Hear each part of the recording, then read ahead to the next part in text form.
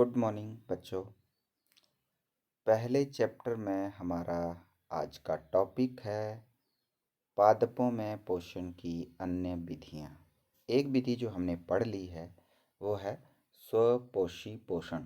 तो विषमपोषी पोषण भी क्या होता है पौधों में? तो हाँ, कुछ पौधे ऐसे भी होते हैं जिनमें क्लोरोफिल नहीं होता, जैसे कि यहाँ आप देख रहे हैं अमरबेल।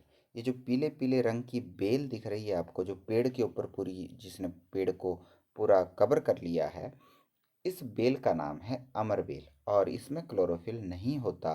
तो इसमें स्वपोषी पोषण नहीं होता। तो ये पोषण कैसे प्राप्त करता है?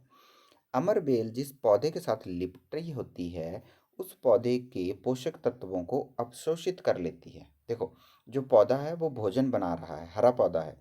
उसके ऊपर जो बेल है, ये बेल, ये जो बेल पीली पीली दिख रही है आपको, ये बेल इस पौधे के उस भोजन को अवशोषित कर लेगी। ठीक है, लेकिन उसको नुकसान भी नहीं पहुंचाएगी। तो इस प्रकार जो ये हरा पौधा है जिसमें भोजन बन रहा है, इसे हम कहेंगे परपोषी, क्योंकि ये पर दूसरे, यानी पर मतलब दूसरे को पोषण दे रहा है, इसलिए इस पौधे को क्या कहेंगे? परपोषी। और अमरबेल जो दूसरे जीव से, यानी पराये जीव से, यानी परजीवी, दूसरे जीव से पोषण ले रही है, इसलिए इसको परजीवी कहेंगे। समझ गए? इसके अलावा कुछ ऐसे पौधे भी हैं जो कीटों को पकड़ के खाते हैं। देखिए कैसे। ये एक पौधा है जिससे घटपर्णी कहेंगे। ये प्रश्न आता है, घटपर्णी ऐसा जीव जो दूसरे जीवों को खाता है, कीट पतंगों को खाता है। तो कीट पतंगों को खाता है, इसलिए इसको नाम दिया है कीटभक्षी। जो कीटों का भक्षण करता है, कीटभक्षी। ठीक है। तो ये पौधे में कैसा आकार होता है? घड़े की तरह की आकृति होती है इसमें, और ऊपर जो पत्ता होता है वह ढक्कन की तरह इसमें कार्य करता है। इस घड़े के अंदर रोम होते हैं जो कि नीचे की ओर, यानी अधोमुखी होते हैं। जब कोई जीव इसके अंदर जाता है तो इसमें फंस जाता है, बाहर आ नहीं पाता, क्योंकि ये रोम उसे बाहर आने नहीं देते। नीचे तो वो आराम से चला जाएगा लेकिन बाहर नहीं आ पाएगा और इसमें फंस जाएगा। यह पौधा बाद में इसमें कुछ पाचक रस स्रावित करता है, स्त्रवण करता है पाचक रसों का, और उस कीट को मारकर उसे पचा लेता है। उसके अंदर के जितने भी पोषक तत्व हैं उन्हें वो अपने अंदर अवशोषित कर लेता है। इस प्रकार की प्रणाली में जो कीटभक्षी पादप हैं, कुछ और पौधे भी हैं जिनका नाम है वीनस फ्लाईट्रैप, सनड्यू कीटभक्षी पादप। तो ये भी नाम आपने याद रखने हैं, घटपर्णी, वीनस फ्लाईट्रैप और सनड्यू कीटभक्षी पादप। ये नाम आपने याद रखने हैं, ये कीटभक्षी हैं। तो 3 पौधों के नाम आपने लिखने हैं, कीटभक्षी पादप कौन कौन से हैं। ठीक है। मृतजीवी, नाम से पता चल रहा है जो ऐसे जीवों को खाते हैं जो मरे हुए हैं। अच्छा, देखिए आपने मशरूम तो देखी ही होगी। तो मशरूम कहाँ उगती है? ऐसी जगह पे जहाँ पे गले सड़े पदार्थ होते हैं। गली सड़ी जगह पर ये छत्रक उगता है, और यह जो छत्रक है ये अवशोषित करता है इन गले सड़े पदार्थों में से भोजन को। ठीक है। मरे हुए गले सड़े पदार्थों में से भोजन को, पोषकों को अपने अंदर अवशोषित कर लेता है। इसी प्रकार के मृत जीवी प्रणाली के जीव में एक कवक या फंजाई भी आता है। कवक को फंजाई भी कहते हैं। आपने कभी डबल रोटी खाई होगी और कई बार आपने रख दी होगी बिना खाए, और नमी वाले स्थान में जब कभी इस तरह की ब्रेड रह गई तो आप देखोगे 1-2 दिन में कि उस पर रोएं जैसी संरचनाएं दिखने लग जाती हैं, या फिर उसमें धब्बे बन जाते हैं। तो इन धब्बों को जब आप देखेंगे, अवलोकन करेंगे, तो आप देखेंगे कि इसमें धागे की तरह की संरचनाएं हैं।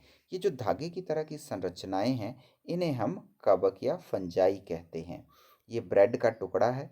इस ब्रेड के टुकड़े पर नमी जब आ गई तो ये कवक जो इस पर धागे की तरह की आकृतियां बन रही हैं, ये अपने आसपास के ब्रेड के पोषण को अपने अंदर अवशोषित करती हैं। पहले उसको पचा लेती हैं, उसको विलेय रूप में बदल देती हैं, और फिर विलेय रूप में उसको अपने अंदर अवशोषित कर लेती हैं। इस प्रकार की प्रणाली मृत जीवी पोषण कहलाती है, और ऐसे जीवों को हम मृत जीवी कहते हैं। कवक चमड़े, अचार और कपड़े और अन्य पदार्थों पर भी उगते हैं और ये तब होता है जब नमी हो। नमी के समय में ये ज़्यादा उगते हैं। ठीक है। सामान्यतः ये देखिए यहाँ लिखा है, इसको पैराग्राफ को अच्छे से पढ़ना है। सामान्यतः कवकों के जीवाणु वायु में उपस्थित होते हैं जब वे किसी ऐसे जैव पदार्थ अथवा उत्पाद पर बैठते हैं जो नम एवं उष्ण हो। ये देखिए, ये जरूरी है कंडीशन कवक को ग्रो करने के लिए, ये याद रखना है आपने।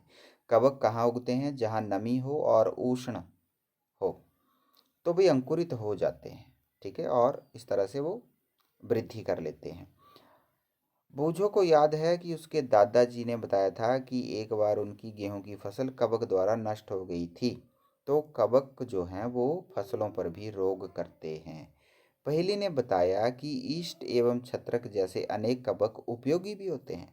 आपने छत्रक यानी मशरूम तो खाया भी है। ईस्ट भी हम आटे में डालकर कभी कभी डबल रोटी की तरह की रोटियां बना लेते हैं।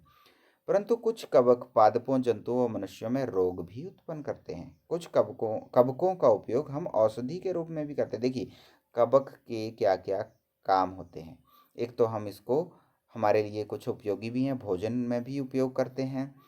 कुछ जो हैं वो रोग उत्पन्न भी करते हैं और कुछ कवक औषधि के रूप में भी प्रयोग किए जाते हैं, औषधि भी बनती है इनसे। ठीक है। कुछ देखिए ऐसे भी जीव हैं जो सहजीवी संबंध दिखाते हैं। इसमें क्या होता है कि एक जीव दूसरे के साथ आवास या पोषक तत्व जो है बांटता है। ऐसे ही संबंध में हम लाइकेनों का नाम लेते हैं। लाइकेन जो है उसमें दो भागीदार होते हैं, दो भागीदार हैं। एक शैवाल होता है जिसमें प्रकाश संश्लेषण होता है और दूसरा कवक। कवक में प्रकाश संश्लेषण नहीं हो पाता। तो शैवाल जो है कवक को भोजन प्रदान करता है और कवक शैवाल को आवास प्रदान करता है। तो लाइकेन क्या है, ये प्रश्न पूछा जाता है। लाइकेन में दो भागीदार कौन है? शैवाल और कवक। शैवाल भोजन प्रदान करता है और कवक आवास प्रदान करता है। ये पर याद रखना है आपने। मैं पूछूंगा आपसे लाइकेन क्या होते हैं। ये सहजीवी संबंध होते हैं जिसमें दो जीव होते हैं, एक शैवाल और एक कवक। इसमें भोजन कौन प्रदान करता है? शैवाल। और आवास कौन प्रदान करता है? कवक। ये बात आपने याद रखनी है। आज के दिन में इतना ही पढ़ेंगे। कल के लिए आपने मृदा में पोषकों की पुनः पूर्ति किस प्रकार होती है, इस पैराग्राफ को अच्छे से पढ़ना है। हो सकता है आपने पिछली क्लासेज में भी इसको पढ़ा हो। ठीक है।